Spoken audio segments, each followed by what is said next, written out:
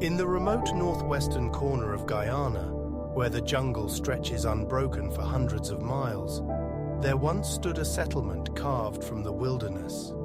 It was called Jonestown, and for a brief moment in the late 1970s, it represented the dream of a different kind of society, a place where racial equality was not merely discussed, but practiced, where communal living replaced individual competition, where the struggles of American life could be left behind entirely.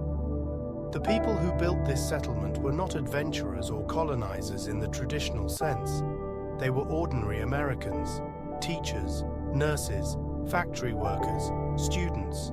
Many were elderly, many were children. They had followed a charismatic preacher named Jim Jones across continents, believing they were building something better than the world they had known. What happened in Jonestown on November 18, 1978, remains one of the largest losses of American civilian life in a single deliberate act. Over 900 people died that day. The story of how they came to be in that jungle clearing and why so many perished is a story about belief, about belonging, and about the gradual erosion of boundaries that can occur when a community becomes isolated from the outside world. Tonight, we trace the path that led to Jonestown, not to sensationalize, but to understand, to remember the human beings whose lives ended there, and to examine the conditions that made such a tragedy possible. James Warren Jones was born on May 13, 1931, in the small town of Crete, Indiana.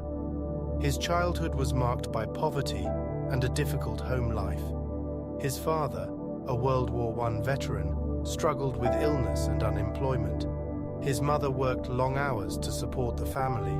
By many accounts, young Jim Jones spent much of his childhood unsupervised, wandering the streets of Lynn, Indiana, where the family eventually settled. From an early age, Jones displayed an unusual interest in religion. He would gather neighborhood children and preach to them. He conducted funerals for small animals. Some childhood acquaintances would later recall his intensity, his desire to command attention, and his fascination with death.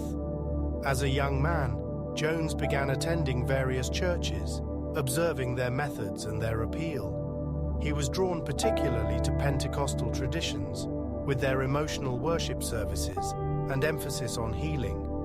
But he was also developing political convictions that set him apart from most religious leaders of his era. Jones was becoming a committed socialist, and he saw no contradiction between his religious calling and his political beliefs. In his view, the early Christian church had practiced a form of communism, sharing all possessions among believers. In 1955, Jones established his own congregation in Indianapolis. He called it Wings of Deliverance, though it would soon be renamed the People's Temple. From the beginning, the church was notably integrated at a time when such integration was rare and socially costly in Indiana. Jones positioned himself as a champion of civil rights. He opened soup kitchens.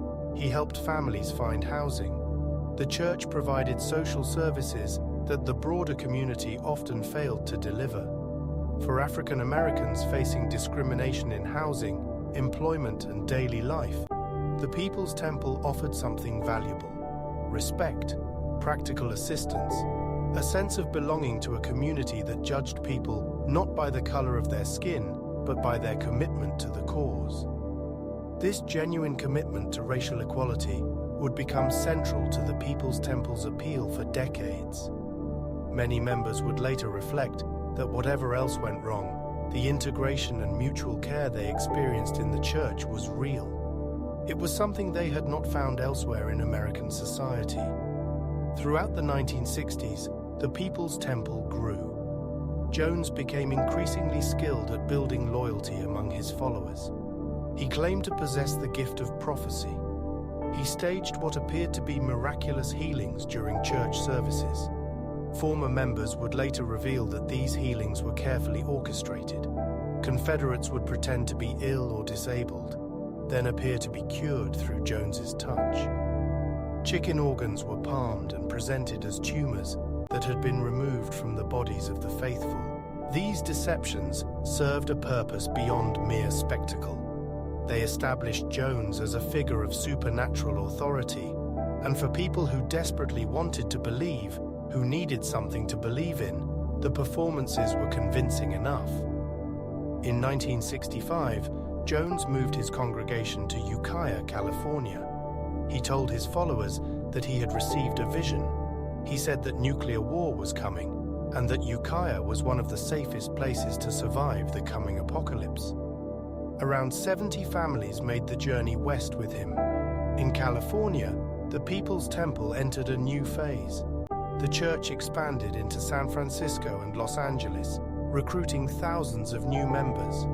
Jones cultivated relationships with politicians and civic leaders.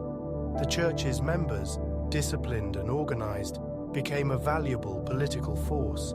They would show up in large numbers to rallies and voter registration drives. They would volunteer for campaigns. In return, Jones accumulated political connections and a veneer of legitimacy. By the mid-1970s, Jim Jones had become a significant figure in San Francisco politics. He was appointed to the city's housing authority. He dined with prominent elected officials. Newspapers praised his social welfare work. The People's Temple seemed from the outside to be exactly what it claimed to be: a progressive religious organization doing good works in the community. But inside the organization, a different reality was taking shape. Jones demanded ever greater commitment from his followers. Members turned over their paychecks, their savings, their property. Many signed over custody of their children or power of attorney documents. Families who attempted to leave faced harassment. Those who remained were subjected to increasingly harsh discipline, including public humiliation and physical punishment for perceived infractions. Jones also grew more paranoid. He spoke constantly of enemies: the CIA, the FBI, racists, fascists, the government. He conducted late-night meetings where members were forced to remain awake for hours, listening to his lectures, confessing their doubts and weaknesses. Sleep deprivation became a tool of control. It was during this period that Jones began planning an escape. He had first considered relocating to South America in the late 1960s, and by 1974, advance teams were clearing land in the jungle of Guyana. The South American nation was English-speaking, socialist-leaning, and willing to accept a group promising to develop unused agricultural land. Jones called the settlement the People's Temple Agricultural Project. To his followers, he presented it as a paradise in the making, a place where they could build their utopia free from the persecution they faced in the United States. Beginning in 1977, hundreds of members relocated to Guyana. Many went voluntarily, eager to be part of the experiment. Others were pressured. Some, particularly children and elderly members, had little choice in the matter. The reality of Jonestown was harsh. The jungle climate was unforgiving. The soil was poor for farming. Housing was crowded. Food was often inadequate. Medical care was limited. And always, there were the loudspeakers. Jones's voice would broadcast across the settlement day and night. His sermons, his warnings, his demands for loyalty. At its peak, Jonestown housed over 900 people. Most were African American. Many were elderly women who had given their Social Security checks to the church for years. There were hundreds of children. The settlement had its own school, its own medical clinic, its own sawmill. In some ways, it functioned as the self-sufficient community Jones had promised. But it was also a place where dissent was impossible. Armed guards patrolled the perimeter. Members were told that the jungle was filled with dangers, that they would die if they tried to escape. Their passports were confiscated. Communication with the outside world was controlled. Those who questioned Jones's authority were punished. Some were drugged into compliance. Jones's mental state had deteriorated significantly. He was addicted to pharmaceuticals. He was sleeping with multiple members of his congregation. His sermons grew darker. He spoke of enemies closing in. He described in graphic detail what he claimed the government would do to them if they were captured. And he began conducting what he called white nights. These were rehearsals for mass suicide. Sirens would sound in the middle of the night. Members would be gathered in the central pavilion. They would be told that enemies were attacking, that there was no escape, and that they must drink poison to die with dignity rather than be tortured by their enemies. Cups of liquid would be distributed. Members would drink. And then they would be told it was a test. The liquid was not poison. This time, these drills occurred repeatedly, conditioning the community to follow orders even unto death. Meanwhile, concerned relatives in the United States were growing more organized. They had formed a group called the Concerned Relatives, and they were demanding that the government investigate conditions in Jonestown. They shared their fears with anyone who would listen. Their family members were being held against their will. They were being abused. They could not leave. In November 1978, California Congressman Leo Ryan decided to travel to Guyana personally to investigate the allegations. Ryan was known for his hands-on approach to issues. He had once had himself committed to a prison to investigate conditions there. Now he would visit Jonestown, accompanied by journalists and several concerned relatives. The delegation arrived in Guyana on November 14th. After initial resistance from Jones, they were permitted to visit Jonestown on November 17th. What they found was carefully staged. There was a welcoming party. There was entertainment. Members told the visitors that they were happy, that the stories of abuse were lies. But as the visit continued, cracks appeared in the presentation. Some members secretly passed notes to the delegation, begging to be taken home. By the time Ryan's group prepared to leave on November 18th, 16 people had decided to defect and leave with them. Jones was present as the defectors boarded a truck for the airstrip at Port Kaituma. Witnesses described him as agitated, unable to control the situation he had feared for years. As the visitors were preparing to board their aircraft, a tractor-trailer from Jonestown arrived at the airstrip. Men armed with rifles emerged and opened fire on the group.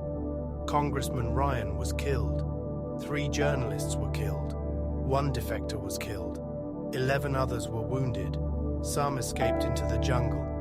The shooters returned to Jonestown to report that the congressman was dead. What happened next at Jonestown had been rehearsed many times before. Jones gathered his followers in the central pavilion.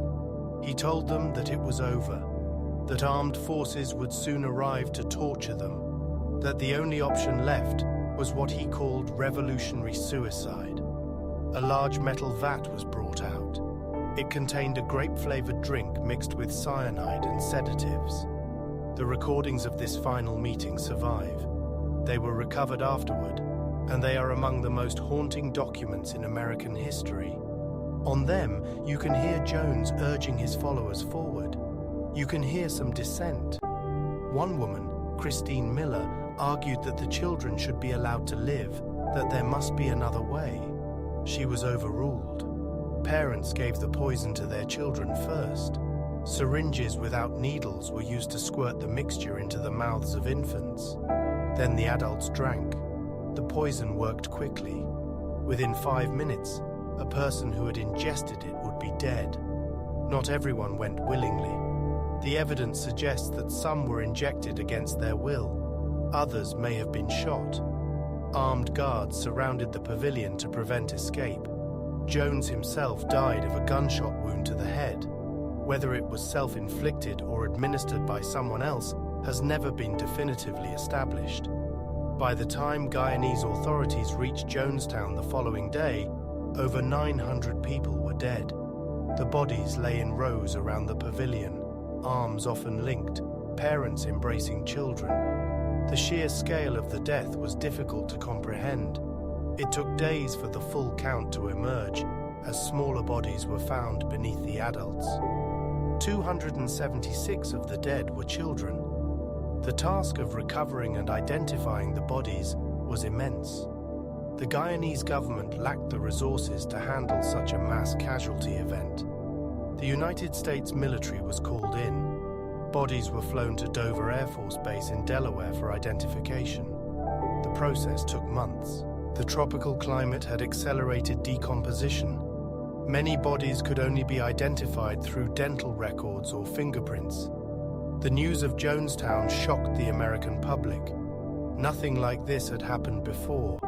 The word cult, which had previously been a relatively neutral term for new religious movements, took on its modern meaning in the aftermath.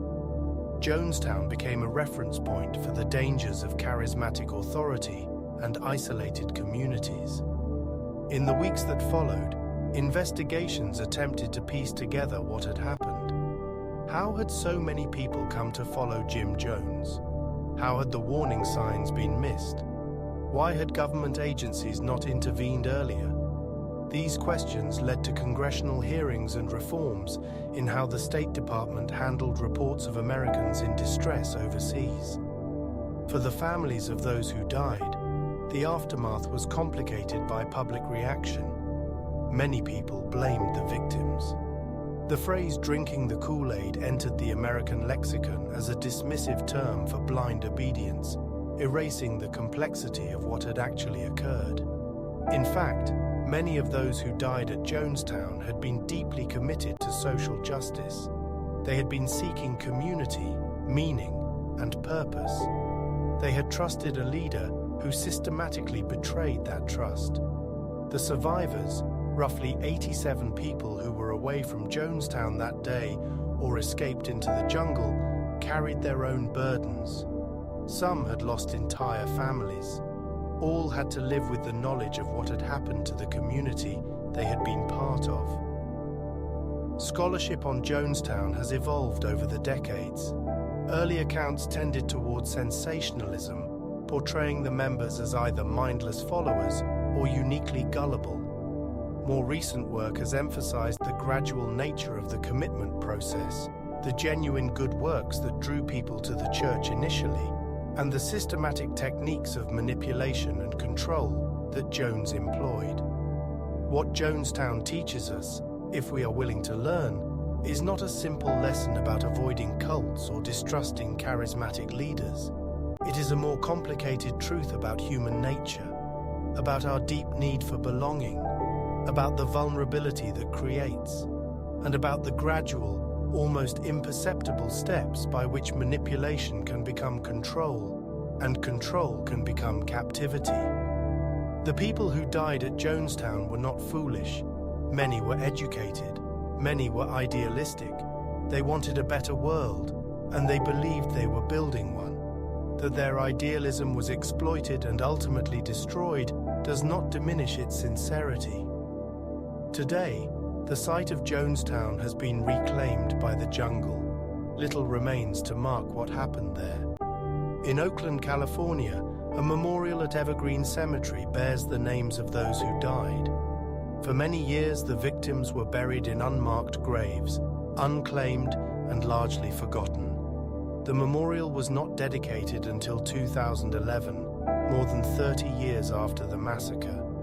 We remember Jonestown not to dwell on horror, but to honor the memory of those who were lost. 918 people, mothers and fathers, children and grandparents, people who loved and dreamed and hoped. Their story reminds us of the importance of questioning authority, of maintaining connections outside insular communities, and of recognizing the warning signs of manipulation before it is too late.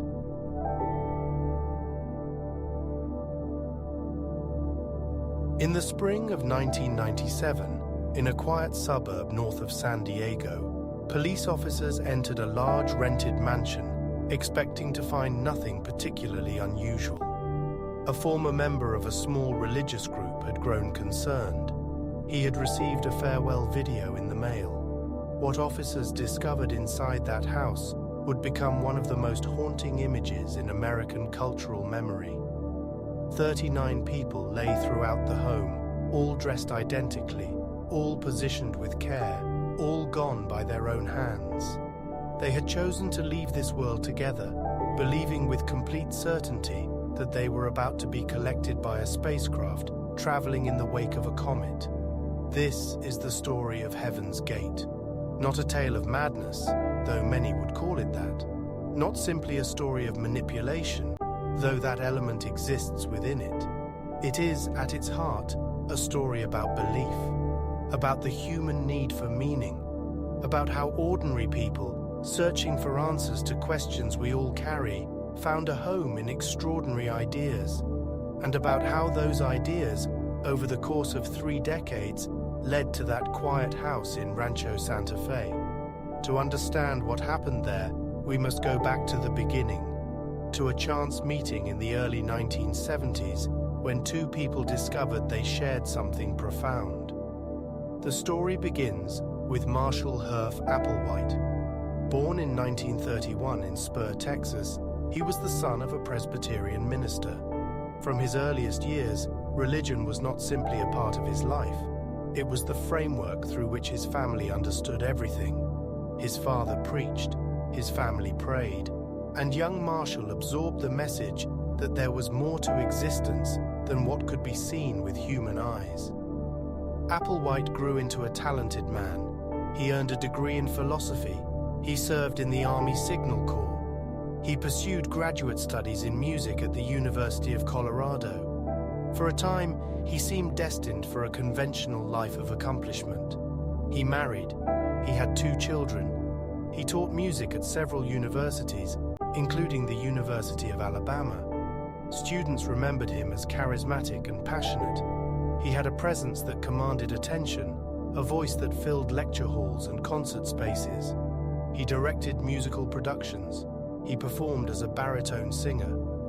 By all external measures, he was building a respectable career. But beneath this surface, Applewhite struggled. He experienced what some biographers describe as a crisis of identity and purpose. His marriage ended. He lost his position at a university in Houston amid circumstances that remained somewhat unclear. In the early 1970s, he checked himself into a psychiatric facility, reportedly seeking treatment for what he described as unwanted feelings. He emerged from this experience profoundly changed. He began to believe that he had a special purpose, a cosmic role to play. It was around this time in 1972 that Applewhite met Bonnie Lou Nettles. She was a nurse at that very hospital, a woman 4 years his senior with her own deep interest in spiritual matters. Where Applewhite's background was rooted in traditional Christianity, Nettles had explored far more eclectic territory. She was interested in astrology. She believed she could channel spirits. She had studied theosophy and various New Age philosophies that were gaining popularity in that era. Their connection was immediate and intense. They believed they had known each other in past lives. They believed they were cosmic partners, destined to work together towards some great purpose they were only beginning to understand. Over the following months, they spent hours together, reading, discussing, and developing what would become the theology of Heaven's Gate. They drew from the Christian Bible, particularly the Book of Revelation. They incorporated ideas about extraterrestrial life, which had captured the public imagination following a wave of UFO sightings in the previous decades.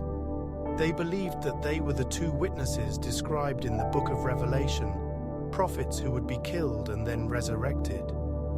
In 1973, Applewhite and Nettles left their previous lives behind entirely.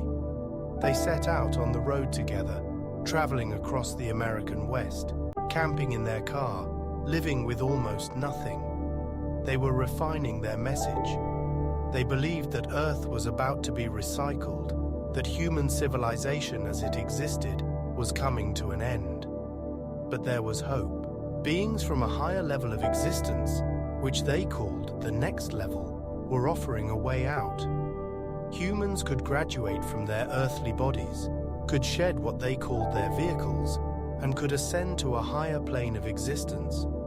The mechanism for this graduation would be a spacecraft, hidden from ordinary view, waiting to collect those who had prepared themselves. They began to recruit. At first, they called themselves simply Bo and Peep, or sometimes the two. They held public meetings in small towns across the western states. Their message attracted those who felt alienated from mainstream society, those who had already rejected conventional religious and social structures. The 1970s was a time of searching for many Americans. The certainties of previous decades had been shaken by Vietnam, by Watergate, by rapid cultural change. Into this environment, Applewhite and Nettles offered something appealing: cosmic significance and a clear purpose. Their theology was demanding. To prepare for ascension to the next level, members had to overcome all human attachments. This meant leaving behind families, careers, possessions. It meant abandoning sexuality entirely. The body, they taught, was merely a container, a vehicle for the soul. And like any vehicle, it could be left behind when the journey required it. They were not asking members to do anything they would not do themselves. They lived the same austere life, followed the same strict rules, submitted to the same discipline. This equality of sacrifice was part of their appeal. In September 1975, they held a meeting in Waldport, Oregon, that drew national attention. Approximately 20 people vanished from the small coastal town after attending a presentation by the two. The media descended. Suddenly, Applewhite and Nettles were national news, though not in the way they might have hoped. They were portrayed as cult leaders, kidnappers of souls. The group went underground. For the next 17 years, the group lived largely out of public view. They moved constantly, camping in national forests, staying in rented houses for brief periods, always maintaining strict security about their location. The membership fluctuated. Some left, unable to sustain the demanding lifestyle. Others joined. The group's name changed multiple times. They called themselves Human Individual Metamorphosis. Later, they became Total Overcomers Anonymous. Eventually, they settled on Heaven's Gate. By the mid-1980s, the group had stabilized somewhat. They had acquired a core membership of several dozen people who had remained committed through years of wandering and waiting, and they had found a new source of income. Several members possessed technical skills. As the personal computer revolution accelerated, they began offering their services as web designers and computer programmers under the business name Higher Source. They were good at it. Their clients included the San Diego Polo Club and various small businesses throughout Southern California. In 1996, the group rented a large estate in Rancho Santa Fe, an affluent community north of San Diego. The house had 9 bedrooms and sat on 3 acres of carefully maintained grounds. To neighbors, the residence seemed pleasant if somewhat unusual. They kept to themselves. They were always polite. They dressed alike in loose-fitting dark clothing. They went by names that seemed like aliases. What the neighbors did not know was that the group was preparing for what they believed would be their final departure from Earth. In July 1995, astronomers Alan Hale and Thomas Bopp had independently discovered a comet approaching the inner solar system. Comet Hale-Bopp would become one of the most observed comets in human history, visible to the naked eye for a record 18 months. Its appearance would coincide with the final chapter of Heaven's Gate. In November 1996, an amateur astronomer claimed to have photographed a mysterious object following the comet. Mainstream astronomers quickly identified this as an image artifact, a star that had been misinterpreted. But for Applewhite and his followers, this object was confirmation of everything they had believed for more than 2 decades. They believed the spacecraft had arrived. It was traveling in the wake of Hale-Bopp, just as they had long anticipated. Their ride to the next level was finally here. All that remained was to shed their containers, their earthly bodies, and go. In the months that followed, the group prepared methodically. They recorded farewell messages. In these videos, which would later be released to the public, members spoke calmly and even cheerfully about what they were about to do. They did not appear coerced or frightened. They expressed gratitude for the time they had spent with the group. They spoke of the journey ahead as one might speak of a long-anticipated vacation. Whatever one believes about their choices, their sincerity seems beyond question. They also updated their website. The final message posted to heavensgate.com announced that Hale-Bopp marked the closure of Heaven's Gate to this civilization. It stated that the group's exit from the human kingdom was the only way to evacuate Earth and survive.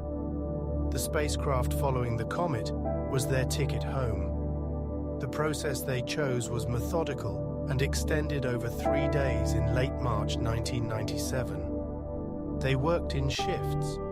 Groups of 15 would consume a lethal mixture of phenobarbital and vodka, then lie down with plastic bags secured over their heads. The survivors would arrange them carefully, remove the bags once death had occurred, and cover their faces with purple cloths. Then another group would follow. The final group had no one to care for them in this way. They were found with the bags still in place. They were all found wearing identical outfits: black shirts, black pants, brand new black Nike Decade athletic shoes. Each had a $5 bill and 3/4 in their pocket. The meaning of this detail, if there was one, was never fully explained. Perhaps it was symbolic, perhaps merely a final gesture of uniformity. They ranged in age from 26 to 72.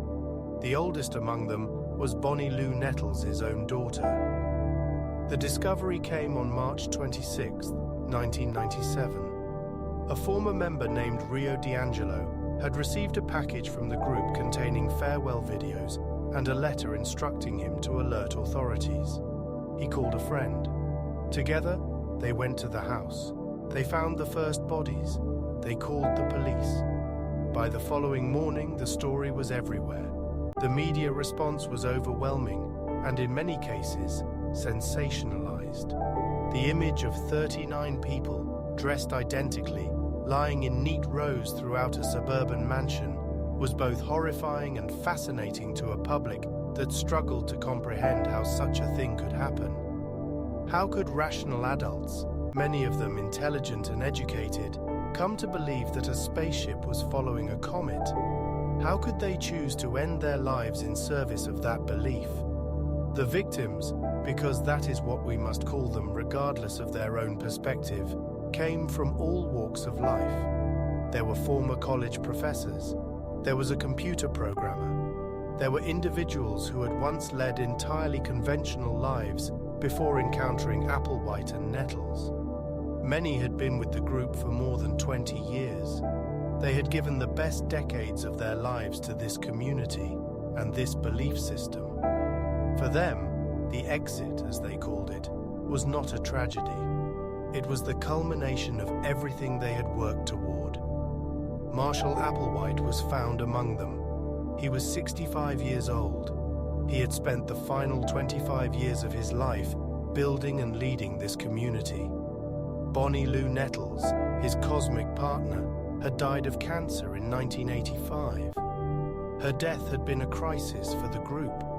The theology had to be adjusted to explain why one of the two witnesses had departed ahead of schedule, without the spacecraft they had long awaited. Applewhite explained that she had simply graduated early, that her soul had ascended without requiring the group ceremony that would come later.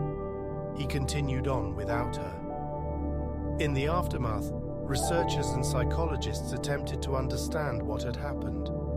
The group displayed many characteristics of what scholars call high-demand religious movements. There was the charismatic leader who claimed special knowledge. There was the separation from family and outside society. There was the surrender of individual decision-making to group authority. There was the progressive escalation of demands, from lifestyle changes to the ultimate sacrifice. But Heaven's Gate also defied some expectations. Members were generally free to leave, and many did over the years. Those who stayed seemed to do so by genuine choice, however difficult that choice may be for outsiders to comprehend. 8 of the 39 members had at some point undergone surgical castration. This included Applewhite himself. They had done this voluntarily, as part of their effort to overcome human sexuality, to transcend the desires of their physical bodies. The discovery added another layer of difficulty to understanding the group. These were not people acting on impulse. They had committed themselves fully, bodily, to a belief system that required them to reject nearly everything that conventional society considers normal human experience. The house in Rancho Santa Fe was eventually demolished in 2002. The property had proven impossible to sell. No one wanted to live in a place so associated with tragedy. The structure was razed, and a new home was built on the site. The physical evidence of what happened there has been erased from the landscape, though not from memory. But here is perhaps the strangest detail of the entire story. The Heaven's Gate website remains online to this day. It is maintained by 2 former members who did not participate in the exit. They respond to emails. They make the group's materials available to anyone who wishes to read them. The beliefs live on, tended by those who still hold them, but who, for whatever reason, were not present for the departure. What do we make of Heaven's Gate more than a quarter century later? The easy response is to dismiss the members as delusional, as victims of manipulation by a disturbed leader. And there is truth in this. Applewhite did struggle with mental health issues throughout his life. The theology he constructed bears the marks of his personal conflicts, his anxieties about sexuality, his need for control, his certainty that the world as it existed was fundamentally flawed. But this explanation is incomplete. It does not account for the education and intelligence of many members. It does not account for their sustained commitment over decades. It does not account for the calm sincerity in their farewell videos. Perhaps a more useful framework is to understand Heaven's Gate as an extreme example of tendencies that exist throughout human society. We all construct narratives to make sense of our existence. We all seek belonging and purpose. We all, in some way, hope that death is not the final word. Heaven's Gate took these universal human needs and built around them a cosmology that happened to be, as far as we can determine, incorrect. But the needs themselves were not abnormal. They were profoundly human. The members of Heaven's Gate believed they were making a rational choice based on evidence they considered compelling. They believed they were pioneers, the first of many who would eventually escape the limitations of earthly existence. They believed their vehicles, their bodies, were mere shells that had served their purpose. And they believed, with complete confidence, that they would wake from death aboard a spacecraft, ready to continue their journey to the next level. They were wrong. No spacecraft awaited them behind Hale-Bopp. The comet continued on its orbit, carrying nothing but ice and dust and the reflected light of our sun. It will not return to the inner solar system for approximately 2,300 years. When it does, Heaven's Gate will be a footnote in history, one strange chapter in the long human story of belief and searching, and the lengths to which we will go in pursuit of meaning. What remains is the question they could not answer, the question that drives all religious and philosophical inquiry. What happens after we die? Heaven's Gate offered one answer. It was an answer that led 39 people to a mansion in Rancho Santa Fe, to identical outfits and purple shrouds, and a belief so powerful it overcame the most fundamental of biological imperatives. Whether we call them victims or believers or something else entirely, they were people who wanted what we all want, just a little more than most of us.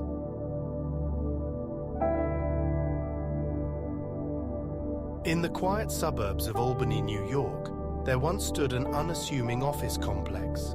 From the outside, it looked like any other corporate headquarters. Clean lines, professional signage, cars in the parking lot belonging to ambitious people seeking to improve their lives. Inside, seminars promised personal transformation, executive success, and the tools to unlock human potential. Thousands of people, doctors, lawyers, actresses, entrepreneurs, paid substantial fees to attend workshops that claimed to eliminate psychological barriers and help them achieve their goals. For nearly 2 decades, this organization operated in plain sight, attracting members across North America and beyond. Its founder was celebrated in certain circles as a philosopher and a genius. Its methods were praised by those who felt genuinely helped. But beneath the corporate veneer and the language of self-improvement, something else was taking shape.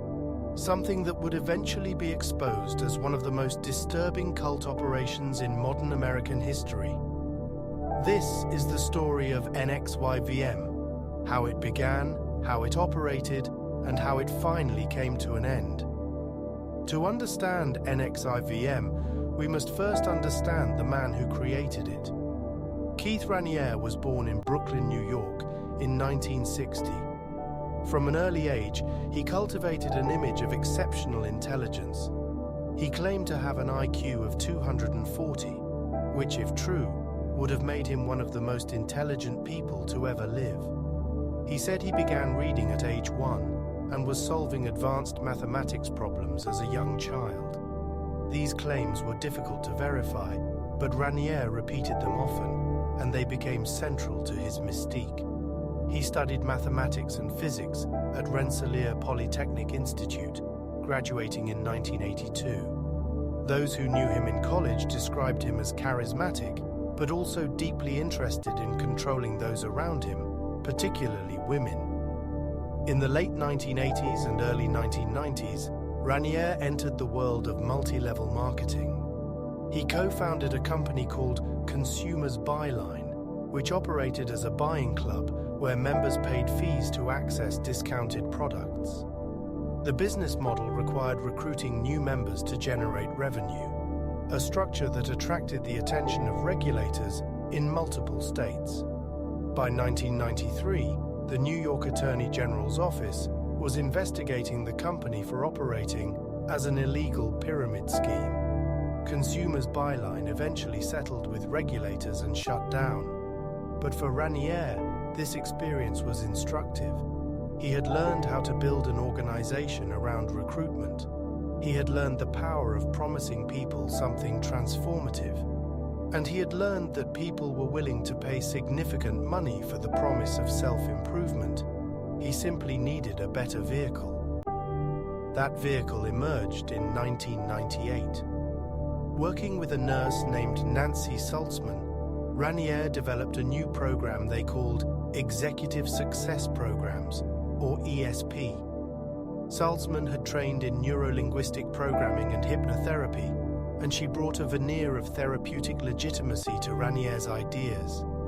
Together, they created a curriculum of intensive workshops designed to identify and eliminate what they called disintegrations, internal psychological barriers that supposedly prevented people from achieving success. The workshops blended elements of psychology, philosophy, and self-help techniques that were popular at the time. Participants paid thousands of dollars to attend multi-day seminars where they engaged in exercises, group discussions, and one-on-one coaching sessions. The early workshops attracted a diverse clientele: business professionals seeking an edge in their careers, artists looking to overcome creative blocks, people struggling with relationships or self-doubt. The marketing materials emphasized practical benefits, better communication skills, improved decision-making, greater emotional intelligence. Testimonials from satisfied participants described transformative experiences. Some people attended a single workshop and returned to their lives feeling genuinely helped. Others became more deeply involved, taking additional courses, and eventually becoming trainers themselves. The organization grew steadily through the early 2000s. In 2003, Executive Success Programs was reorganized under a new umbrella organization called NXIVM, pronounced NXIVM. The headquarters was established in Clifton Park, a suburb of Albany. From this base, the organization expanded its reach, establishing centers in other cities and recruiting members internationally. Mexico became a particularly strong market, attracting wealthy families who enrolled multiple members. The Bronfman sisters, Claire and Sarah, heirs to the Seagram liquor fortune, became major benefactors, eventually investing more than $150 million into NXIVM-related ventures. Their involvement lent the organization an air of legitimacy and provided substantial financial resources. At its peak, NXIVM operated on multiple levels.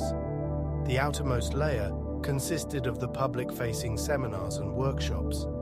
These were professionally marketed and legally operated. Participants signed waivers and paid fees that ranged from a few $1,000s for introductory courses to tens of thousands for advanced programs. Many people experienced only this layer and found value in it. They attended workshops, implemented the techniques in their lives, and never encountered anything troubling. But within NXIVM, there existed a carefully constructed hierarchy. As members advanced, they were invited into increasingly exclusive groups with access to higher-level teachings. They were also expected to recruit new members, with their advancement tied to bringing others into the organization. This structure created both financial incentive and social pressure to remain involved and to bring friends and family into the fold. Keith Raniere was known within NXIVM as Vanguard. He cultivated an image of almost supernatural wisdom. Members were taught that his methods were based on revolutionary insights into human psychology. They were encouraged to adopt his terminology and his framework for understanding the world. Questioning his ideas was framed not as healthy skepticism, but as evidence of personal disintegrations that needed to be addressed. Nancy Saltzman, who held the title prefect, ran the day-to-day operations and conducted many of the trainings herself. Other senior members occupied positions in a strict hierarchy, each with their own title and role. The organization developed its own language, its own rituals, and its own system of ranks denoted by colored sashes, similar to martial arts belts that members wore at official events. For those who remained in the outer circles, NXIVM may have seemed like nothing more than an expensive but effective self-help program. But those who advanced into the inner circles encountered something very different. Raniere promoted a philosophy he called rational inquiry, but it functioned in practice as a tool for breaking down psychological boundaries. Members were encouraged to explore past traumas in group settings, exposing vulnerabilities that could later be exploited. They were taught that feeling uncomfortable with NXIVM's practices was a sign of their own limitations, not a legitimate concern about the organization. The most troubling aspects of NXIVM centered on its treatment of women. Raniere maintained sexual relationships with numerous female members simultaneously, a fact that was known within the inner circle but carefully hidden from newer recruits and the public. These relationships were presented not as exploitation, but as spiritual opportunities, chances to learn from the most enlightened person in the organization. Women were told that being close to Vanguard was a privilege. Some were placed on extremely restrictive diets that Raniere claimed would make them more mentally acute, but which had the effect of making them physically weak and psychologically dependent. Sometime around 2015, a secret subgroup began forming within NXIVM. It was called DOS, which reportedly stood for Dominus Obsequious Sororium, roughly translating to Master of the Obedient Female Companions. The group was structured as a pyramid of masters and slaves, with Raniere, though his involvement was hidden, at the very top. Women were recruited into DOS by female members who were already part of the group. They were told it was a women's empowerment group, a secret sisterhood designed to make them stronger. To join, they were required to provide collateral, compromising photographs, confessions of secrets, or material that could damage them or their families if released. This collateral was presented as a commitment mechanism, proof of their dedication to the group. Once inside DOS, members discovered a far more controlling reality. They were expected to be on call for their masters at all times, responding to text messages within 60 seconds, regardless of the hour. They were assigned strict diets, sometimes as few as 500 calories per day, and sleep deprivation was common. They were required to perform acts of service for their masters, which could include anything from household labor to recruiting new members. And they were told that their collateral would be released if they failed to comply, or if they revealed the group's existence to outsiders. The threat was explicit. Members were trapped by their own secrets. Perhaps the most disturbing aspect of DOS was the branding ceremony. New members were not simply inducted verbally, they were marked. In private ceremonies, women were held down by other members, while a cauterizing device burned a symbol into their skin, typically near their hip. They were told the symbol was an abstract design, but in fact it incorporated Keith Raniere's initials. The pain was intense. There was no anesthetic. The branding was filmed. For those who underwent it, the brand served as a permanent mark of their membership and their subjugation. It was not something that could be undone. One of the most high-profile members of DOS was Allison Mack, an actress best known for her role in the television series Smallville. Mack had joined NXIVM in her 20s, seeking personal growth after experiencing disillusionment with Hollywood. Over time, she became deeply enmeshed in the organization, eventually rising to a senior position within DOS. She personally recruited women into the secret group, collected their collateral, and participated in branding ceremonies. Her involvement would later become central to the public's understanding of how NXIVM operated and how seemingly intelligent, successful people could be drawn so deeply into its orbit. The public unraveling of NXIVM began in October 2017, when the New York Times published an investigative article exposing the existence of DOS. The article, written by Barry Meyer, included accounts from women who had left the group and were willing to describe their experiences. They spoke of the branding, the collateral, the control. The story attracted immediate national attention. For years, NXIVM had successfully deflected criticism, dismissing former members as disgruntled or dishonest. But the detailed testimony in the Times article, combined with physical evidence of the brands, was impossible to ignore. The following months brought additional reporting from other outlets, corroborating and expanding on the initial revelations. Former members came forward publicly for the first time. Some had been building documentation for years, hoping that someday the truth would come out. The scrutiny intensified. In March 2018, Keith Raniere fled to Mexico, where he had a substantial following. But his freedom was short-lived. Mexican federal police, working with the FBI, arrested him at a luxury villa in Puerto Vallarta. He was extradited to the United States to face federal charges. In the following weeks, other senior NXIVM members were also arrested, including Allison Mack, Nancy Saltzman, Claire Bronfman, and several others. The federal indictment charged Raniere and his co-defendants with an array of crimes: racketeering, sex trafficking, forced labor, and more. Prosecutors portrayed NXIVM as a criminal enterprise that used the language of self-help to exploit and abuse its members. The case was assigned to the Eastern District of New York. As the legal proceedings unfolded, several defendants chose to plead guilty and cooperate with prosecutors. Nancy Salzman, the organization's second-in-command, pleaded guilty to racketeering conspiracy. Alison Mack pleaded guilty to racketeering and racketeering conspiracy, admitting her role in collecting collateral and recruiting women into DOS. Claire Bronfman pleaded guilty to charges related to harboring an undocumented immigrant and fraudulent use of identification.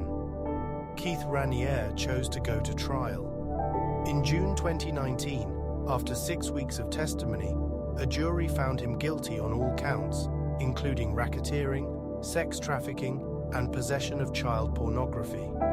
The evidence presented at trial included testimony from numerous former members, as well as extensive documentation of the organization's practices. In October 2020, Raniere was sentenced to 120 years in federal prison. He continues to maintain his innocence and has appealed his conviction. The other defendants received varying sentences. Alison Mack was sentenced to 3 years in prison, with the judge acknowledging her cooperation and genuine remorse while emphasizing the seriousness of her crimes. Nancy Salzman received 3.5 years. Claire Bronfman, who showed less remorse and continued to express support for Raniere, was sentenced to nearly 7 years. Several other members received lesser sentences. The organization itself effectively ceased to exist. The Clifton Park headquarters was closed. The various centers around the world shut down. Thousands of former members were left to process their experiences and rebuild their lives. The story of NXIVM offers no simple lessons. It demonstrates how organizations that begin with seemingly legitimate purposes can evolve into something harmful. It shows how intelligent, accomplished people can be drawn into exploitative situations through gradual escalation and sophisticated manipulation. The early workshops, by many accounts, did provide some participants with genuine value. This made it harder to recognize when the organization crossed ethical and legal lines. Former members have described feeling that they were in too deep to leave by the time they understood what was really happening. The collateral system and the culture of secrecy made exit feel impossibly risky. Since the convictions, some former members have spoken publicly about their experiences. Their accounts reveal the long psychological work required to process years of manipulation. Many have described feeling shame about their involvement, even as they recognize that they too were victims. Support groups and therapy have helped some find paths forward. Others have channeled their experiences into advocacy, working to educate the public about coercive control and the tactics used by high-demand organizations. The NXIVM case has been credited with increasing awareness of how cult dynamics can operate in contemporary settings. The legal system ultimately held NXIVM's leaders accountable, but the case also raised questions about how such organizations can operate for so long without intervention. NXIVM faced criticism and investigation for years before any charges were filed. Journalists had written critical articles. Former members had spoken out. Yet the organization continued. Part of this was resources. NXIVM had wealthy backers and aggressive lawyers willing to sue critics into silence. Part of it was the complexity of proving coercion in cases where members technically consented to participate. And part of it was simply that NXIVM did not look like what people expected a cult to look like. There were no compounds, no religious rituals, just professional seminars in corporate conference rooms. Today, the NXIVM case is studied by those researching coercive control, cultic organizations, and the psychology of influence. It has prompted discussions about how self-help and personal development industries might be better regulated. It has contributed to legal frameworks for understanding sex trafficking in contexts that do not fit traditional patterns. And it has provided a cautionary example of how the desire for self-improvement one of the most human of motivations, can be exploited by those with different intentions. The members who joined NXIVM were, for the most part, seeking what many people seek: to be better, to grow, to connect with others on a meaningful journey. That their searching led them into harm is a tragedy that says something about vulnerability, about trust, and about the responsibility that comes with offering to help others find their way.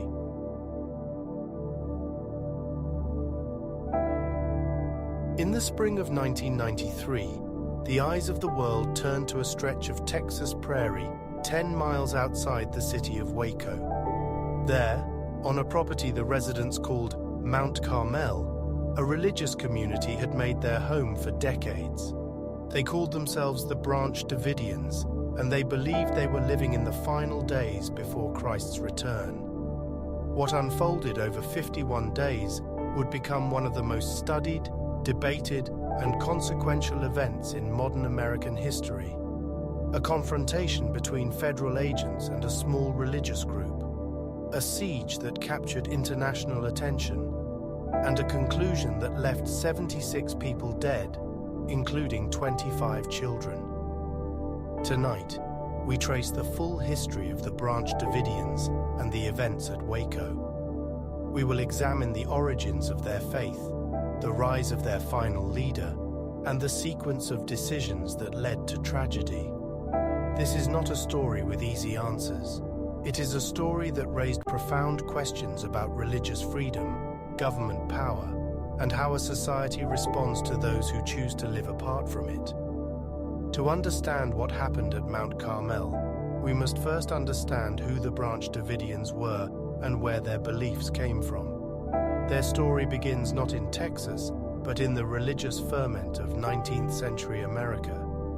The Branch Davidians emerged from a tradition known as Adventism. In the 1840s, a Baptist preacher named William Miller became convinced through his study of biblical prophecy that Christ would return to earth in 1844. Thousands believed him. When the appointed day passed without incident, the event became known as the Great Disappointment. But rather than abandoning their faith, many of Miller's followers concluded they had misunderstood the nature of the prophecy. From this movement arose the Seventh-day Adventist Church. In the 1920s and 1930s, a Bulgarian immigrant named Victor Hutev began teaching within the Seventh-day Adventist Church. Hutev believed the church had grown complacent and that Christ's return was still imminent. His interpretation of the book of Revelation emphasized that a faithful remnant must prepare for the end times. The Adventist Church eventually disfellowshipped him for his teachings, and in 1935, Hutev led his followers to Texas. They established a community near Waco, naming it Mount Carmel, after the biblical mountain where the prophet Elijah confronted the priests of Baal. For 2 decades, Hutev's community lived quietly on the Texas prairie. They called themselves Davidian Seventh-day Adventists, emphasizing their belief in the restoration of the Davidic kingdom. Hutev died in 1955, and leadership passed to his wife, Florence. She made a fateful prediction that the end times would commence on April 22, 1959. When that date also passed uneventfully, the movement fractured. Many members left. Those who remained eventually reorganized under new leadership. A man named Benjamin Roden took control of a faction that became known as the Branch Davidians. The term branch referred to a messianic prophecy in the book of Zechariah. Roden moved the community to a new property east of Waco, also called Mount Carmel. When he died in 1978, his wife Lois assumed leadership. She introduced new doctrines, including the concept of a feminine aspect of the Holy Spirit.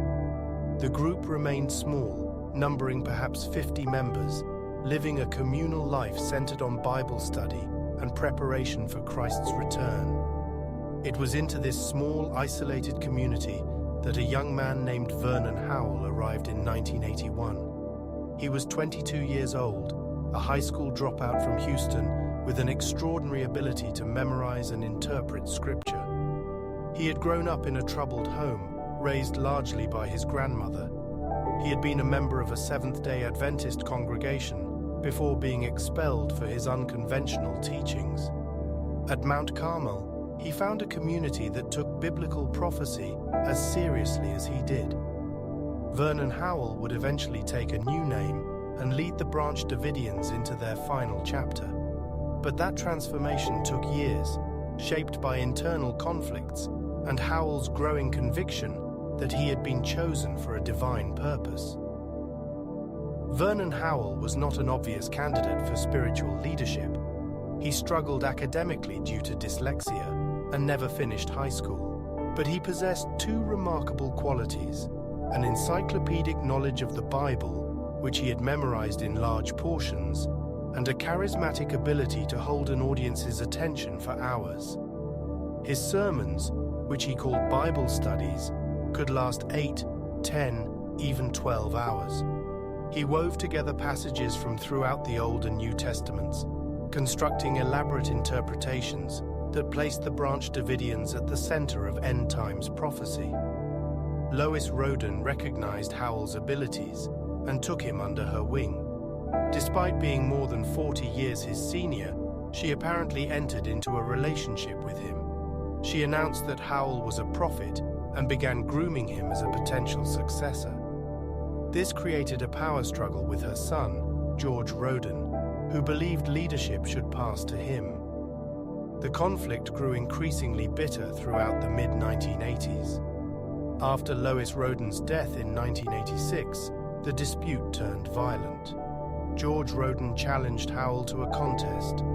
Whoever could raise the dead would prove themselves the true prophet. When Howell went to authorities to report that Roden had dug up a corpse for this purpose, the two factions ended up in an armed confrontation. In November 1987, Howell and 7 of his followers armed themselves and went to Mount Carmel, which was then controlled by George Roden. A gun battle erupted. Roden was wounded. Howell and his followers were arrested and charged with attempted murder. At trial, his followers were acquitted, and the jury deadlocked on Howell's case. The charges were eventually dropped. Meanwhile, George Roden's mental state deteriorated. He was later committed to a psychiatric institution after killing another man in an unrelated dispute. This left Vernon Howell as the undisputed leader of the Branch Davidians. In 1990, Howell legally changed his name to David Koresh. The name was deeply symbolic. David referred to the biblical king to whose throne he believed he was the rightful heir. Koresh was the Hebrew name for Cyrus, the Persian emperor who allowed the Jews to return from Babylonian exile. By taking this name, Koresh was declaring himself a messianic figure who would play a central role in the unfolding of biblical prophecy. Koresh's theology was complex and constantly evolving, but certain core beliefs remained consistent. He taught that he was the Lamb mentioned in the book of Revelation, the only one worthy to open the 7 seals and thereby initiate the final events of history. He believed the Branch Davidians were the chosen remnant who would witness these events firsthand, and he taught that, as the Lamb, he was entitled to multiple wives in order to produce children who would serve as the 24 elders mentioned in Revelation. This doctrine had profound consequences. Koresh eventually took multiple wives, including girls as young as 12 and 13. He declared that all other marriages in the community were dissolved and that only he could have sexual relations with the women. These practices would later become a focus of concern for authorities. Life at Mount Carmel was austere, but not without structure. Members rose early for Bible study and worked throughout the day on construction, gardening, and other tasks. Koresh controlled nearly every aspect of daily existence. He determined what members ate, when they slept, and whom they could contact outside the community. Many members had severed ties with their families. Some had signed over their life savings. Children were raised communally, and received most of their education through Koresh's teachings. The Branch Davidians also accumulated weapons. Koresh taught that the end times would involve violent confrontation with the forces of Babylon, which he identified with the United States government. The community bought and sold firearms, partly as a business enterprise and partly in preparation for the apocalyptic battles they believed were coming. This activity attracted the attention of the Bureau of Alcohol, Tobacco, and Firearms. In May 1992, the ATF opened an investigation into the Branch Davidians based on reports that they were illegally converting semi-automatic weapons to fully automatic. An undercover agent was placed near the property. The ATF also received reports of child abuse from former members, though child welfare was not within the agency's jurisdiction. They shared this information with Texas Child Protective Services, which investigated but did not find sufficient evidence to remove any children. Over the following months, the ATF gathered intelligence and developed a plan for a large-scale raid. They obtained a search warrant based on evidence of illegal weapons modifications. The plan called for a surprise assault, with approximately 76 agents arriving in cattle trailers to achieve tactical surprise. The element of surprise was considered essential because Koresh and his followers were known to be heavily armed. On the morning of February 28, 1993, the ATF launched its raid, but the element of surprise had been lost. A local television cameraman, looking for directions to Mount Carmel to film the raid, had stopped to ask a mail carrier. That mail carrier happened to be David Koresh's brother-in-law. He drove immediately to the compound to warn them. By the time the ATF agents arrived, the Branch Davidians were armed and waiting. What happened next remains disputed. Both sides would later claim the other fired first. What is certain is that a fierce gun battle erupted that lasted nearly 2 hours. 4 ATF agents were killed: Conway LeBleu, Todd McKeon, Robert Williams, and Steve Willis. 20 others were wounded. Inside the compound, 6 Branch Davidians died, including a 2-year-old child. David Koresh was shot in the wrist and hip, but survived. When the shooting finally stopped, the ATF agents withdrew. They had failed to execute their warrant. The FBI assumed control of the situation. What had been planned as a quick raid became a prolonged siege. Negotiators established telephone contact with Koresh and attempted to persuade him to surrender. The conversations went on for hours each day, with Koresh often delivering lengthy theological discourses. He promised several times to lead his followers out, then changed his mind. He said God had told him to wait. The FBI deployed its hostage rescue team and established a perimeter around the property. Tanks and armored vehicles surrounded Mount Carmel. Military equipment was brought in. The scene became a media spectacle, with journalists from around the world camped out along the roads. For 51 days, the standoff continued. Inside the compound, about 130 people remained, including more than 40 children. The FBI employed various tactics intended to pressure those inside to surrender. They cut off electricity to the compound. They used loudspeakers to blast disturbing sounds throughout the night. The screams of rabbits being slaughtered, the sounds of dental drills, Tibetan chanting, the music of Nancy Sinatra.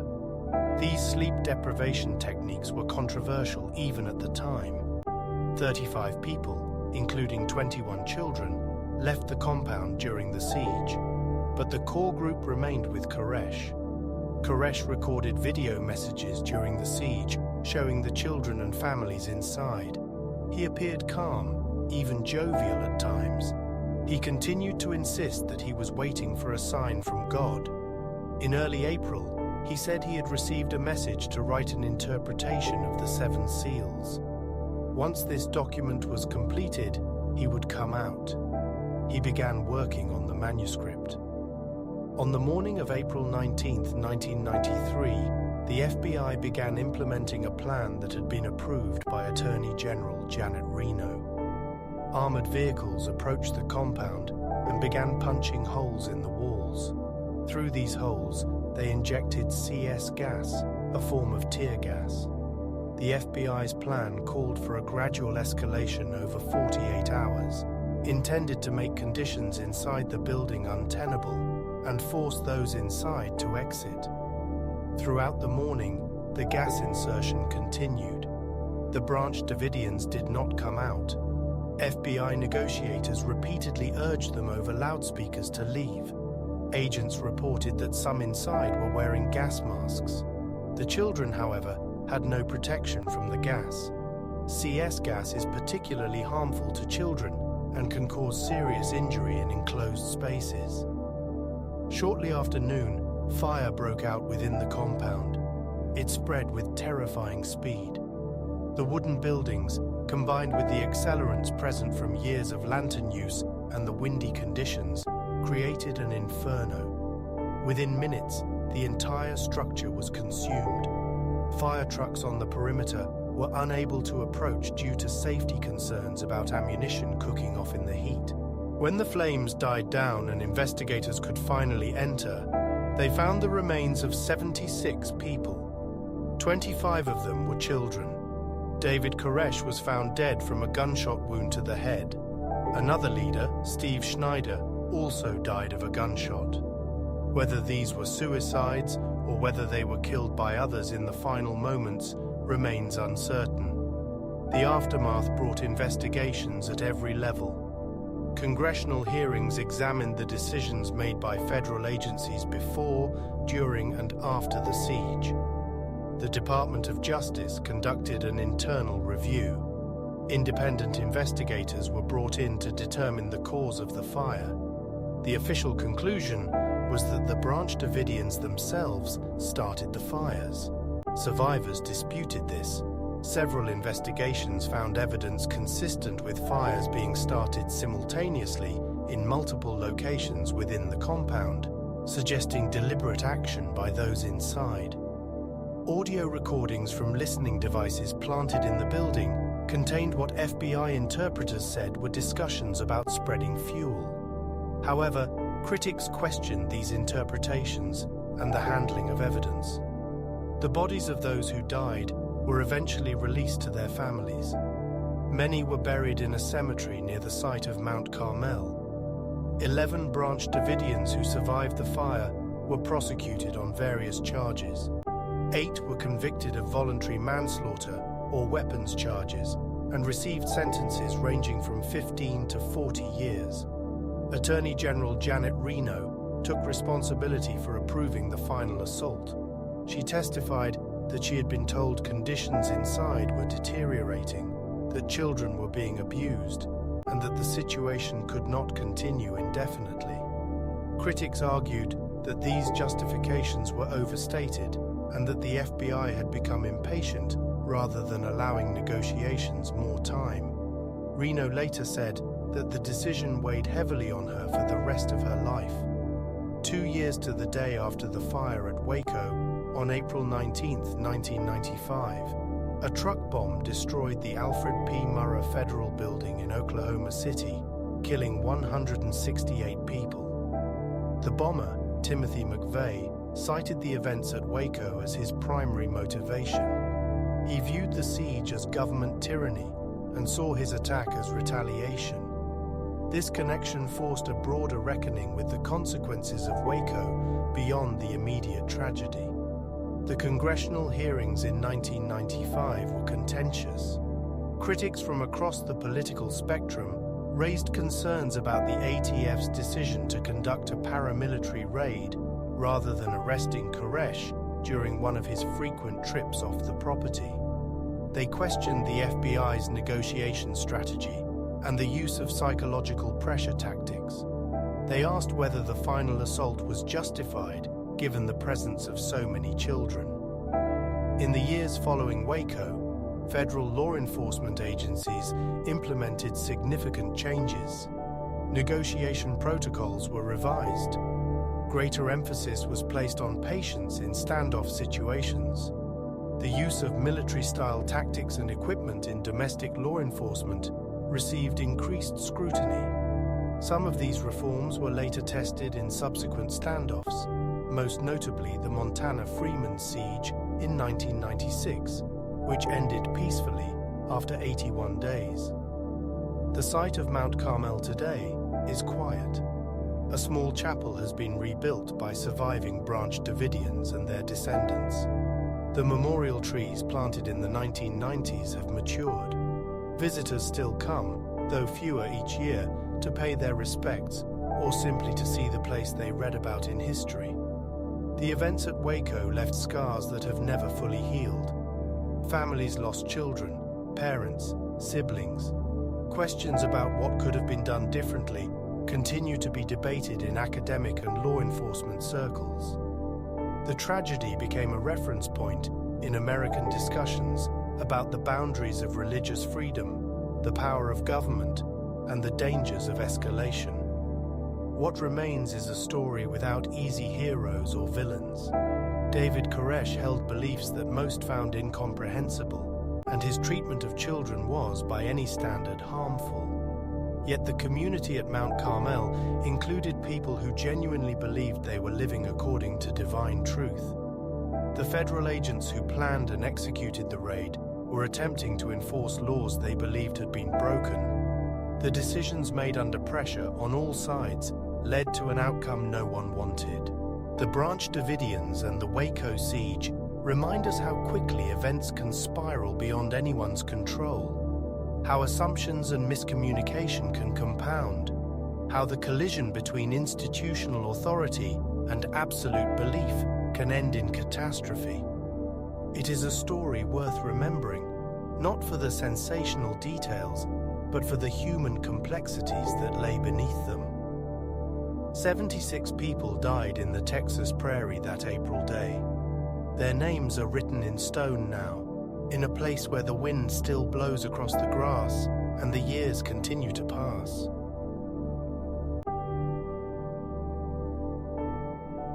In March of 1995, the Tokyo subway system carried approximately 8 million passengers every single day. It was the circulatory system of one of the world's largest cities. Businessmen in dark suits, students with heavy backpacks, office workers reading folded newspapers in the cramped spaces between strangers. The trains ran with famous precision. Doors opened and closed at exact intervals. The platforms filled and emptied in predictable rhythms that the city had perfected over decades. On the morning of March 20th, that rhythm was broken. What happened that morning would force Japan to confront something it had never truly reckoned with before. A religious organization, one that had operated openly for nearly a decade, had planned and executed a chemical weapons attack against ordinary citizens during the morning rush hour. The attack killed 13 people and injured thousands more. But the numbers alone cannot capture what this event meant for Japan, or what it revealed about the nature of belief, the vulnerability of modern society, and the distance some human beings will travel when they become convinced they are serving a higher purpose. Tonight, we will trace the origins and trajectory of Aum Shinrikyo. We will examine how a small meditation group transformed into something capable of manufacturing nerve agents, and we will consider what this history can teach us about the boundaries between faith and fanaticism. Shoko Asahara was born Chizuo Matsumoto on March 2, 1955, in Yatsushiro, a city on the island of Kyushu in southern Japan.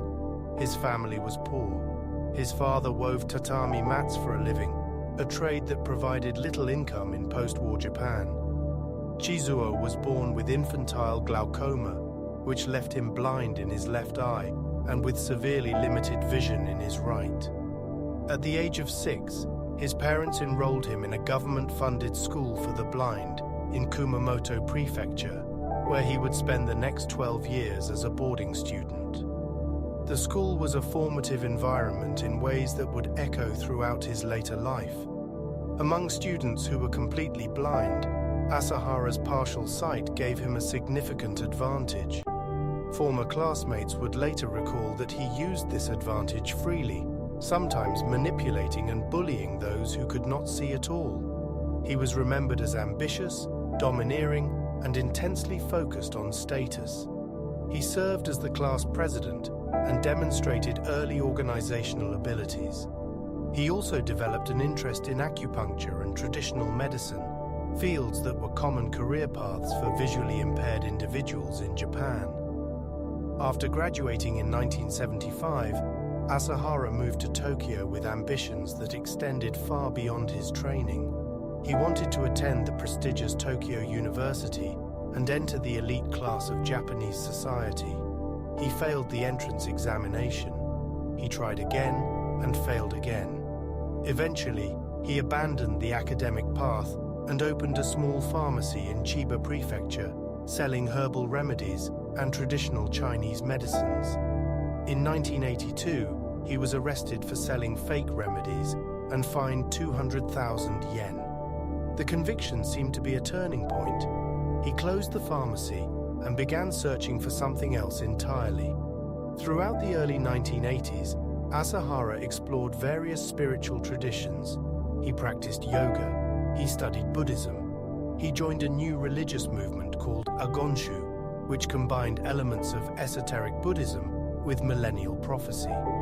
Agonshu taught that spiritual practice could unlock supernatural powers and that the world was approaching a catastrophic transformation.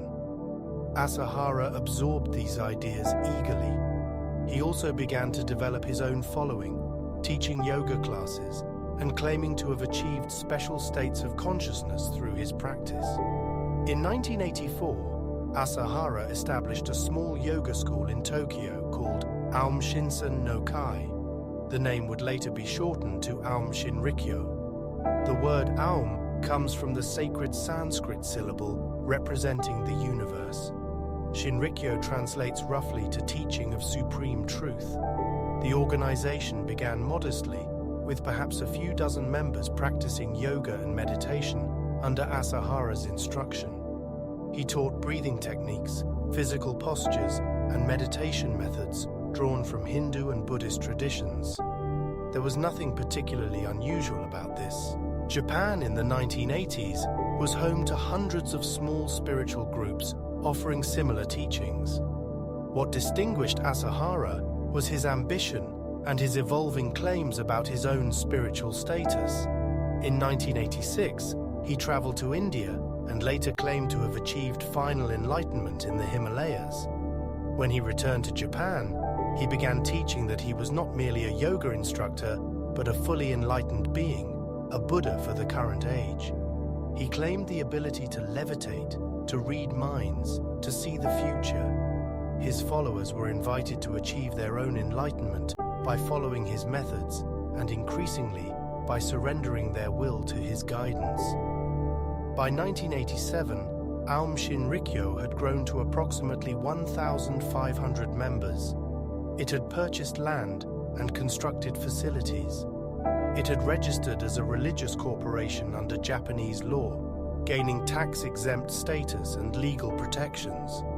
The membership was notably different from what one might expect. Many followers were young, highly educated, drawn from Japan's top universities. Engineers, scientists, doctors, and graduate students joined the organization, seeking spiritual experiences that mainstream society did not provide. Japan's economic boom had created material prosperity, but also, for some, a sense of emptiness that Asahara's teachings promised to fill. As the organization expanded, its teachings grew darker. Asahara began incorporating apocalyptic prophecies into his sermons. He predicted that a third world war would occur before the end of the century, likely initiated by the United States. He taught that most of humanity would perish in this conflict, but that Aum members, through their spiritual advancement, would survive to build a new civilization. The only path to salvation was complete devotion to Aum and to Asahara himself. members were encouraged to sever ties with their families, to donate their savings and property to the organization, and to live in communal Aum facilities where their time and activities could be controlled. The internal structure of Aum became increasingly hierarchical. Asahara created ranks and titles borrowed from Buddhism and Hinduism. Followers progressed through levels of initiation, each requiring greater commitment and offering access to more advanced teachings. Senior members were given ministries modeled on government departments. There was a Ministry of Science, a Ministry of Health, a Ministry of Intelligence. This governmental language was not merely organizational. Asahara taught that Aum would eventually replace the Japanese government and establish a theocratic state with himself as absolute ruler. The Ministry of Science became particularly important. Aum actively recruited scientists and engineers, offering them spiritual purpose and well-funded research facilities. These recruits were put to work on various projects. Some were legitimate, focused on manufacturing computers or medical equipment that Aum could sell. Others were not. By the early 1990s, Aum scientists were researching biological and chemical weapons under Asahara's direction. They attempted to cultivate botulinum toxin. They experimented with anthrax. They worked on producing sarin, a nerve agent developed in Nazi Germany that is among the most lethal substances known to exist. Sarin is an organophosphate compound that attacks the nervous system. Exposure causes the muscles to lose control. Victims experience constriction of the pupils, excessive salivation, convulsions, and ultimately respiratory failure. Death can occur within minutes of exposure to sufficient quantities. A single milligram absorbed through the skin can be fatal. The substance is colorless and nearly odorless, making it extremely difficult to detect. Manufacturing sarin requires significant chemical expertise and specialized equipment, but the basic process was documented in publicly available literature. Aum scientists, working in secret facilities, managed to produce it in quantity. On the night of June 27, 1994, residents of a quiet neighborhood in Matsumoto, a city in Nagano Prefecture, began to notice something strange. A peculiar smell drifted through the summer air. Within minutes, people began collapsing. They experienced difficulty breathing, their vision blurred. Some lost consciousness on their apartment floors. By morning, 8 people were dead and over 200 had been hospitalized. The cause was sarin gas, released from a converted refrigerator truck that Aum members had parked near a residential complex where 3 judges lived. The judges were hearing a civil case against Aum, and the organization had decided to eliminate them before an unfavorable ruling. The Matsumoto attack was initially blamed on an innocent man. A local resident named Yoshiyuki Kuno, whose wife was among those hospitalized, was publicly accused of accidentally creating the gas while mixing agricultural chemicals. The media coverage was intense and damaging. Kuno lost his job and faced harassment. Meanwhile, authorities did not seriously investigate the possibility that the sarin had been manufactured and deployed deliberately. Aum Shinrikyo was not considered a suspect. The organization continued operating freely for another 9 months. By early 1995, Japanese authorities had finally begun investigating Aum in connection with various crimes, including kidnapping and the disappearance of former members. Police were planning coordinated raids on Aum facilities. Asahara learned of these plans through members who had infiltrated law enforcement. He decided to act preemptively. On March 20th, the organization would strike at the heart of Japan's government by releasing sarin on subway lines that ran beneath the district where most government ministries were located. The plan was straightforward in its execution. 5 teams of 2 members each would board trains on 3 different subway lines during the morning rush hour. Each team carried plastic bags containing liquid sarin wrapped in newspaper. At coordinated times, the members would place the bags on the floor of the train cars, puncture them with sharpened umbrella tips, and exit at the next station. The sarin would evaporate, filling the enclosed train cars with lethal gas. The attackers would escape in waiting vehicles, while thousands of passengers were exposed. The attack began just before 8 in the morning. On the Chiyoda line, a man named Ikuo Hayashi boarded a train at Shin Ochanomizu Station. He was a trained physician who had abandoned his medical career to join Aum. He placed his newspaper-wrapped package on the floor and punctured it as the train pulled away from the platform. On the Marunouchi line, 2 separate teams did the same. On the Hibiya line, another 2 teams carried out their assignments. Within minutes, passengers on 5 different trains began to experience symptoms. Some vomited, some collapsed, some stumbled off trains at stations, gasping for air, not understanding what was happening to them. The emergency response was complicated by the nature of the attack. Most first responders did not immediately recognize the symptoms of nerve agent exposure. Many entered the subway stations without protective equipment.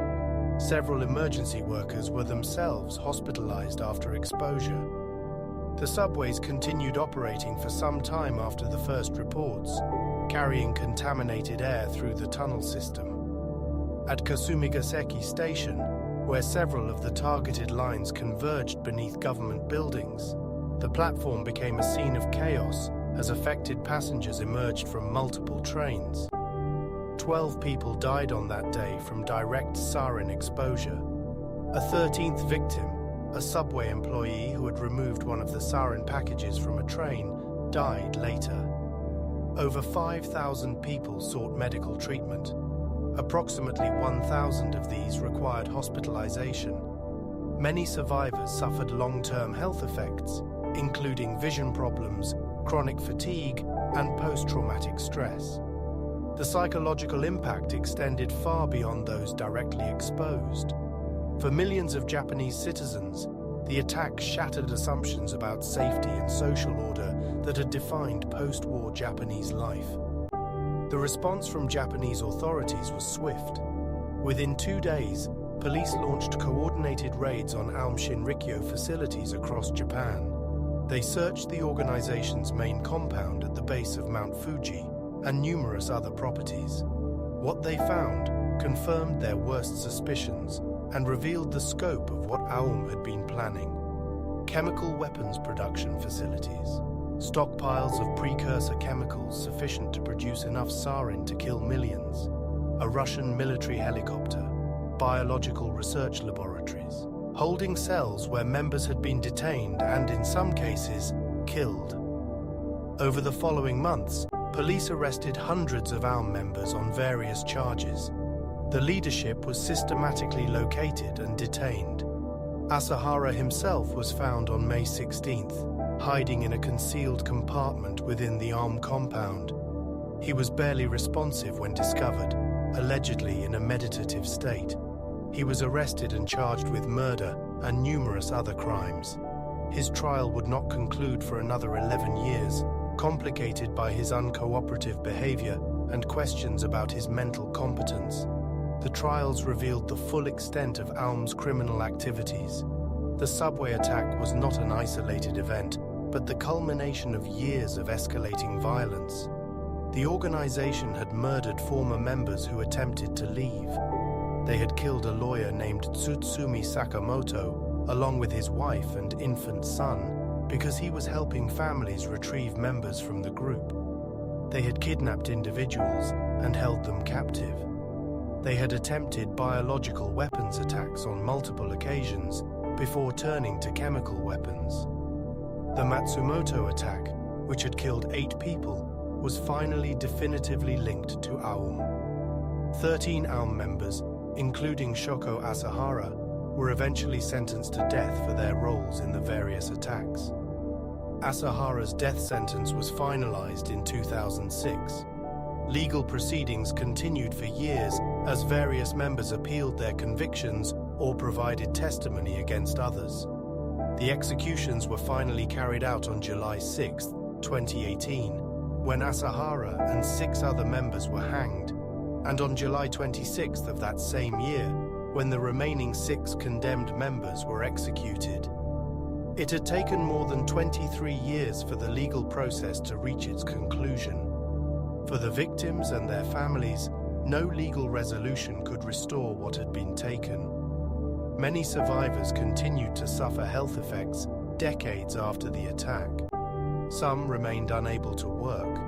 Others experienced chronic pain, respiratory problems, or psychological difficulties.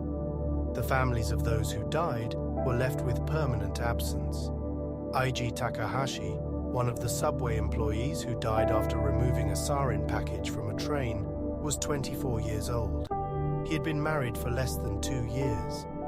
The Tokyo subway attack forced Japan to confront questions it had largely avoided.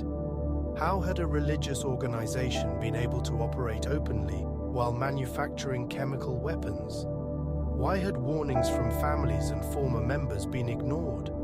How had so many educated, seemingly rational individuals become willing to kill innocent people? The answers were uncomfortable. Japanese society, like societies everywhere, had assumed that certain things simply could not happen. That assumption had proven tragically wrong. In the years following the attack, Japan strengthened its laws governing religious organizations and improved coordination between law enforcement agencies. Emergency response protocols were revised to better address chemical and biological threats. The Aum case became a subject of extensive study by researchers around the world, informing understanding of how extremist groups recruit members, maintain control, and escalate toward violence. The lessons learned have been applied to counter-terrorism efforts in many countries. Remarkably, Aum Shinrikyo was not dissolved after the attack. Under Japanese law, religious organizations could only be banned under specific circumstances that authorities concluded were not met. The group continued to exist, though under intense surveillance and with greatly diminished membership. It later split into 2 successor organizations, one called Aleph and another called Hikari no Wa. These groups officially renounce Asahara's violent teachings, though they remain under government observation. Former members continue to grapple with their participation in a group that committed mass murder.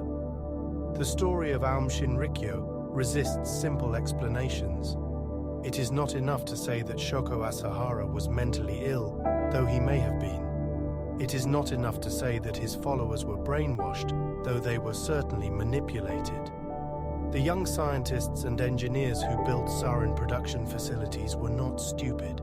They made choices, step by step, that led them to commit acts they would once have found unthinkable. Understanding how this happened requires us to consider the human capacity for rationalization, the power of belief, and the danger of absolute certainty. Every person who died on March 20th, 1995, woke that morning expecting an ordinary day. They dressed for work. They ate breakfast. They walked to their local stations and boarded trains they had ridden countless times before. Their deaths remind us that the fabric of ordinary life, the routine that surrounds us, and that we so easily take for granted, is more fragile than we often assume. It depends on shared agreements about how people should treat one another. When those agreements break down, even in a small number of minds, the consequences can reach far beyond what anyone anticipated. Thank you for spending this time with us tonight. The history we have explored is difficult, but understanding it helps us recognize warning signs and protect the values of open society. Whatever brought you to listen this evening, we hope you found these moments of reflection worthwhile. If sleep is your destination, may it come easily now. May your rest be deep and untroubled. And when you wake, may the day ahead hold something good.